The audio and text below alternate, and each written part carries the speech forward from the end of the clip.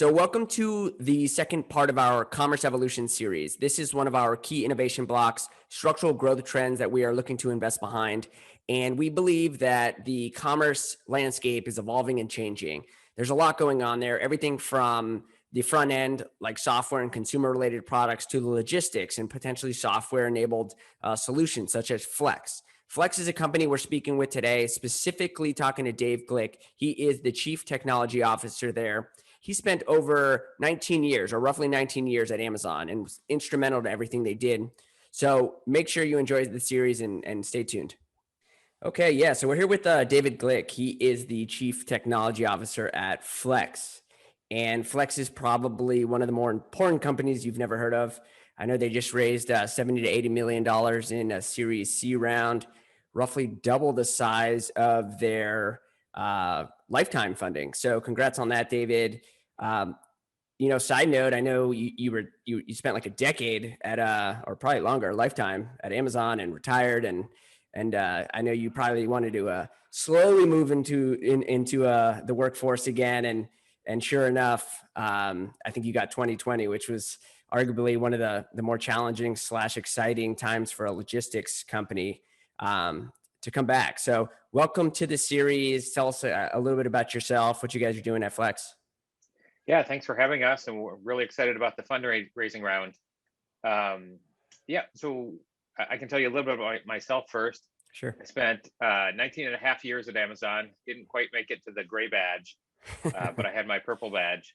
And I started as a junior project manager in IT, did that for about 5 years. And at some point, my boss told me, IT is going away. There's not going to be people who build systems and networks. It's moving to AWS and to Azure and so on. Well, she didn't say Azure, but at the time, Right. It's moving to AWS. And so if you're not in software, it's kind of a dead end. And so I took that cue and moved. There was a guy named Suresh Kumar, who's now the CTO at Walmart, who grabbed me and said, I know you're not a software developer, but I have lots of people who can write code. I need people who can get things done. And so come over and lead my software teams. And that turned into building Amazon's pricing system, which now sets prices on hundreds of millions of SKUs every day. Wow. I did that and eventually ended up going back to operations, where I started my career, and leading the software team, which powers all of Amazon's fulfillment and transportation technology. Wow. Well, congrats. I mean, obviously you're instrumental there. So how'd you feel about, what was your reaction, I guess, when you heard the news last week of Bezos? I think Jeff Bezos is probably one of the 2 or 3 smartest people in the world.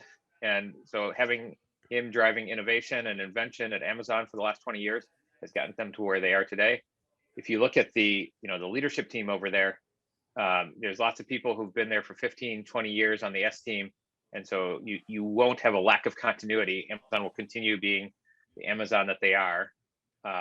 One of the questions is, like, they got into Kindle. They created the Kindle business, the digital book business. They into and created AWS. They created Amazon Logistics. And so are they going to create another industry without Jeff there? And I think that's a TBD. Sure. Cool. So flip over to, say that. I was gonna say, I talked a lot about me and didn't talk about Flex. So yeah, go ahead. Flip over to that. Flex starts on the principle that they make warehouses in 2 sizes, too big and too small. And traditionally, the 3PL industry is a batchy process, meaning 3PLs want you to sign a 5-year lease and put a bunch of upfront capital and so on. And so building logistics networks, especially multi-node networks, is very expensive. And so Flex's goal is to debatchify that process, meaning if you really only need a warehouse for 3 months to store some pallets in, you need 20,000 square feet. You should only pay for 20,000 square feet for 3 months rather than paying for 5 years of 100,000 square feet. And we started out as we can find you space to store some pallets. And then we moved into relatively simple distribution, which is pallet in, pallet out, restocking your stores. But in the last 2 years since I've joined, we've moved our focus almost entirely to fulfillment, and in particular, same-day fulfillment. And if you think about where the world's going, Amazon was at 2-day shipping. Now they're at 1-day shipping, and in Seattle we get same-day shipping. To do that, you need to put inventory close to customers, and to do that, you need lots of nodes, lots of buildings. And Amazon has hundreds and hundreds, thousands really around the world, but everybody else, has dozens at most. Like Walmart has a couple dozen buildings. Everybody else has less than that. And so, to do a same-day program, you need like 20 nodes. And going to a traditional 3PL, that's an expensive proposition with the startup costs and long-term commitment and all those things. So Flex gives you an opportunity to stand up same-day fulfillment in a few weeks, and experiment with it and expand it if it works. Got it. So how are people, I guess, engaging with the product? Is it a software solution that they engage with? Is it like SDKs, APIs for like maybe the bigger players? How are they kind of using the tool? Yeah, great question. We have a warehouse management system and an order management system. And so for our customers, we install our technology into the 3PL.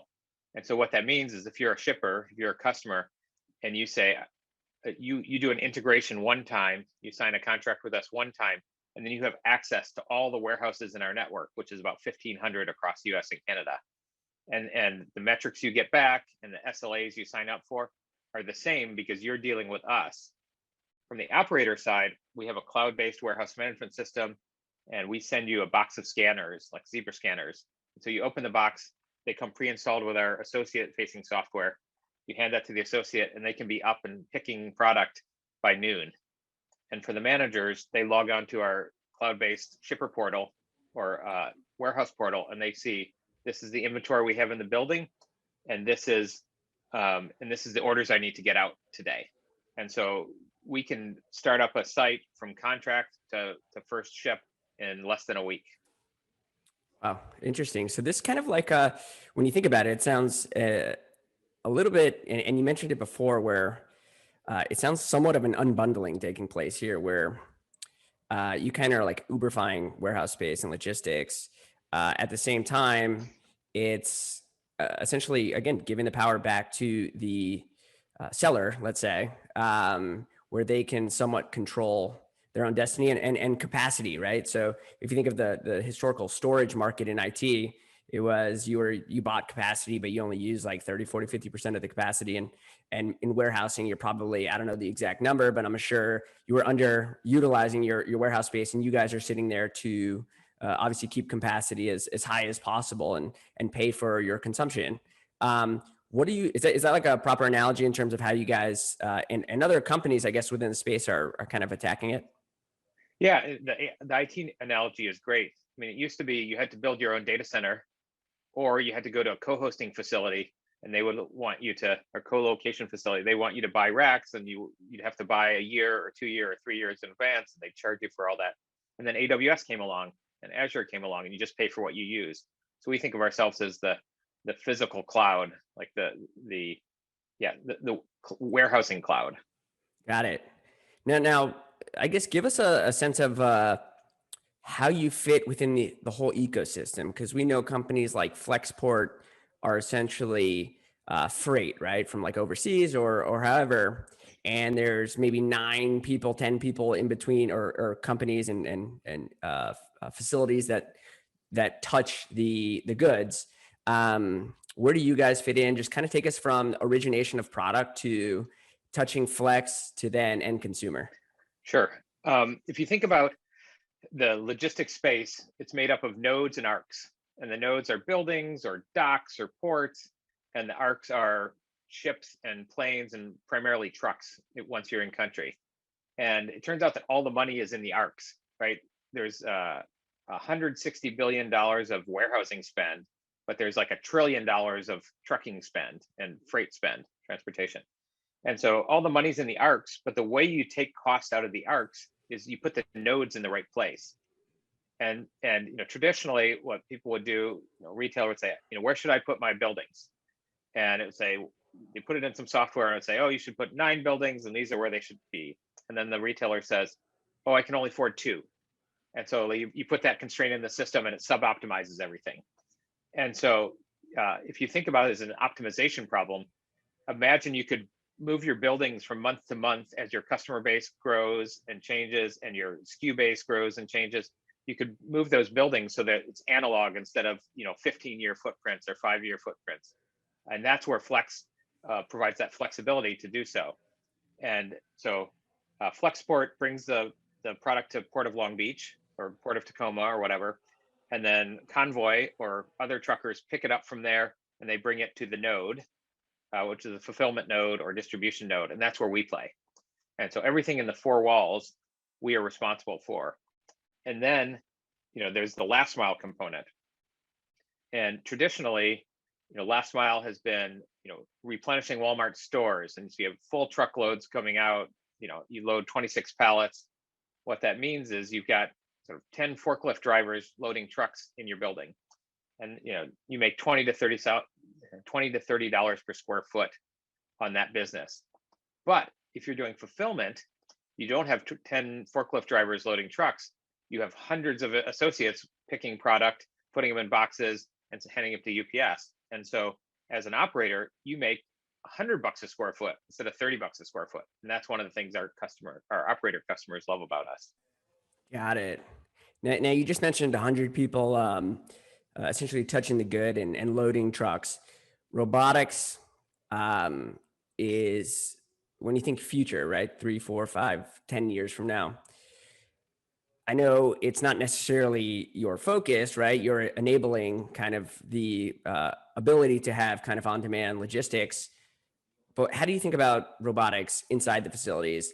And on top of that, just to be clear, you guys don't own any of the facilities. You sit on top and essentially provide the technology to allow them to open up their warehouse space to outside manufacturers or sellers. Yeah, that's right. It's a marketplace model where we match the shipper with warehouse space of 3PLs who are in our network and have available space or will make available space for us.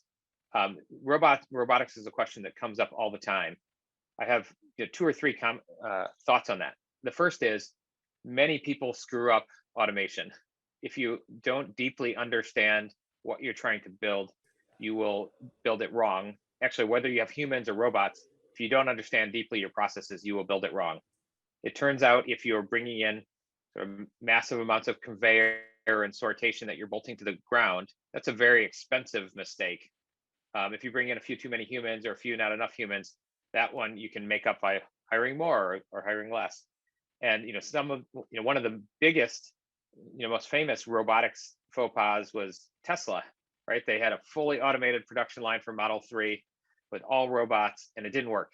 And they ended up ripping that out and building a tent in the parking lot to assemble the Model 3. And so that's one of many, many war stories that people have over building the wrong robotic thing. And so with sort of ASRS systems or even Kiva, which we worked with at Amazon, you have to build the whole warehouse around that system. What we've seen today from Locus Robotics and 6 River Systems and some of the other folks is that the robots are basically replacing sort of takeaway conveyor and making the humans more productive. And so you can roll some robots off the truck into the warehouse. They can map out the warehouse and understand where they need to go. And if you need 2 to start with, and then 20, and then 100, you can roll them into the facility and then roll them out. And so I think that that level of flexibility really makes robots accessible where they weren't 2 years ago. Got it. I mean, I guess the key here always sounds like flexibility is kind of the name of the game, whether it's inside or outside the facilities. Where are your customers coming from? Like, who are they? Are they the large consumer packaged goods companies that are more traditional and really trying to kind of enable flexibility? Or is it, what are you seeing from kind of the Amazon ecosystem in terms of sellers essentially rethinking their FBA approach? What's going on there? I know you have love for Amazon, but I'm sure there's this kind of semi-frenemy relationship at some stage. But in general, like who are the new customers and kind of the characteristics? Yeah, we have 2 target market segments. The first is big enterprise retailers and brands. So our biggest customer is Walmart. We work with Ace Hardware, Casper Mattress, Away Luggage, who are, I'm switching to the second market segment, Casper Mattress and Away Luggage, who are high growth, well-funded, VC-funded startups who start out with 1 node, 1 warehouse with us, and then they go to 3, and then 5, and then 10. And Casper Mattress had never signed a long-term lease in their first 5 years of business because they worked with us since the beginning. And so we are staying away for the most part from small sellers because there are others who are serving that market. Other on-demand warehousing who are focused on that market segment. We are focused on the bigger sellers and the bigger brands.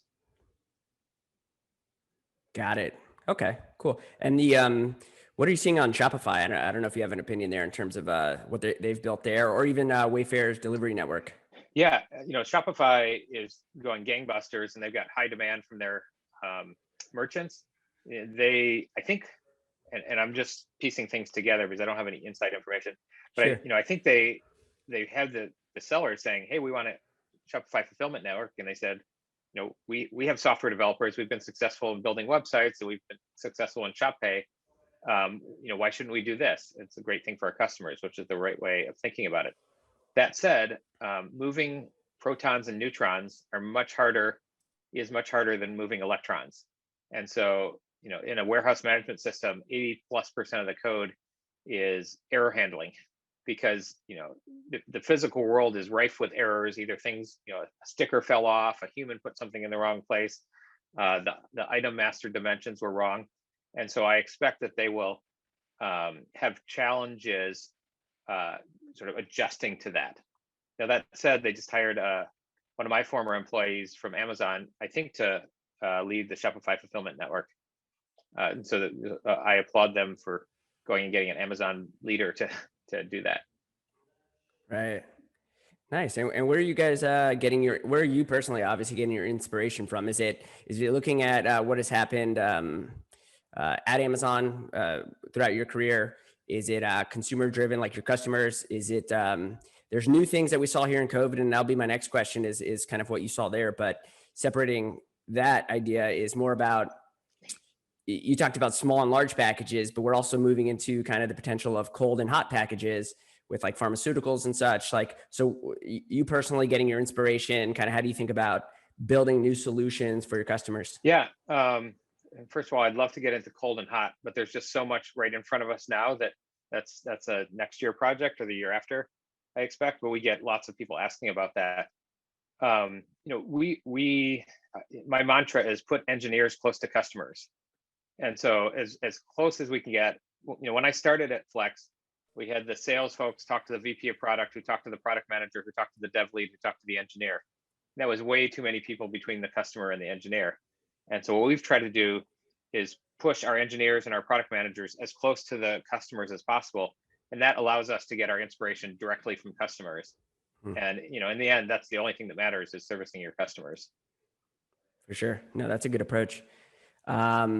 And then COVID, what happened there? Obviously we know what happened in general in logistics, but at Flex, kind of what was the impacts, and kind of maybe talk early days, what you saw, and then what you're seeing today, so we can just kind of get a sense of the difference. Yeah, the first in March, April in particular, we found, Amazon was closing its door to FBA sellers, and we found lots of inbound calls saying, "Can you help us? Can you help us?" And we got on the phone, and by the time that we were ready to move fast, by the time the customers were able to move, it was 6 weeks, 8 weeks in, and Amazon had started to open their doors again. And so they were like, we're just going to stick with what we're doing.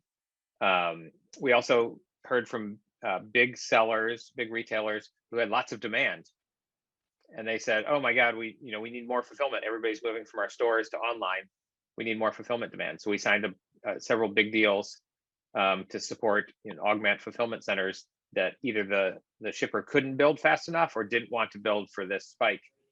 And then we saw the third segment was retailers who had to shut their doors, their physical stores, and they had inventory on the water from China, and so they needed somewhere to put it. And so we got inbounds from them as well. And so we signed some of those deals, but for the most part, things sort of adjusted back to pseudo normal before people had to make hard decisions. Now what we're seeing, I think, is the after effect of that, which is, oh, we really need to have more agile supply chains, and the world is actually moving to digital, and we don't want to be dependent only on Amazon as our direct to consumer channel. So we're seeing lots of retailers and brands who are coming to us now and saying, hey, we spent the last year living COVID and thinking about this. We now ready to move on it. Got it. That makes sense. Was any change in the type of customer that was reaching out, or was it more kind of just broad based that everyone was trying to figure out how to push product out? Obviously, there's those cohorts of industries and segments. I'm assuming that's what you were referring to earlier with Away. But the kind of just the law of the land as it relates to industry types and kind of who's leaning in and maybe who's leaning out. Yeah, one of the things we've been pushing on, this year, and this year's pretty new, but we've already made a ton of traction, is, how can we help brands get a direct to consumer strategy? Because they started with, oh, we need to move from physical to digital, and they hired a VP of e-commerce or a VP of digital strategy, and that person went and they listed all their products on Amazon and they grew the business. Now, Amazon still continues to be a huge channel, but these big brands who used to be bigger than Amazon are now, they've moved from being the dog to the tail. And so some of them are saying, hey, we need to control our customer. We want to have a direct to consumer presence.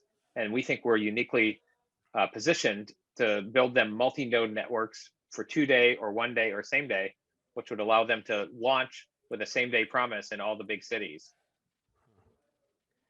Interesting. What are you seeing from Instagram Shop and that? I don't know how much you kind of think about Instagram or the actual endpoint, but in terms of like top of funnel. But what's your opinion there, if you have an opinion at all? Because that seems like a ripe area for kind of the unbundling again of everything on the back end.